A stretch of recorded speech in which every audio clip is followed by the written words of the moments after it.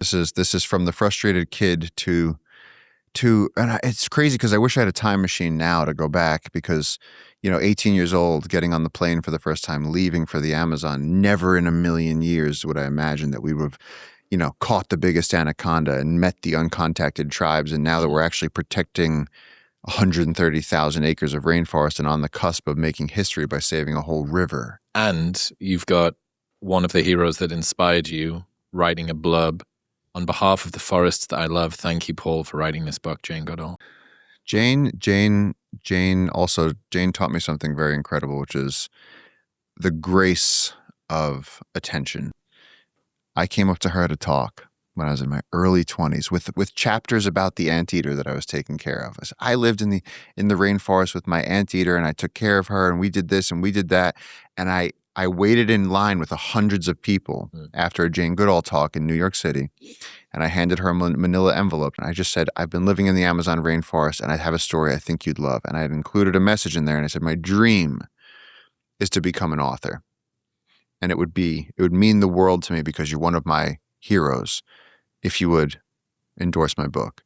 And she incredibly actually read the material I gave her. She actually read it and had her team get back to me and said, as soon as you find a publisher, tell them you have Jane Goodall's words. Let's fucking go, dude. Dude, she waved her magical, very powerful wand in my direction and gave me a career. And by giving me a career, handed me the Excalibur sword to go and actually start Jungle Keepers and protect an entire river.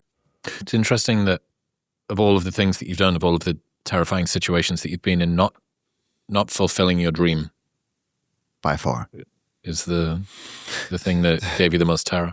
Yeah, it's the state you live in, and it's the existential question of, am I going to have these ambitions and never see them to fruition? Am I going to invest 20 years in this and then fail? And there was a point where we pulled over somewhere in the car, and my dad went, hey, before you get out, he said, I just want you to know, we love you no matter what.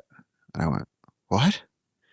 And he went, you just keep doing this jungle thing. Did he think that you were doing it to try and prove your worth to your parents? You just keep going to the jungle and getting new injuries. And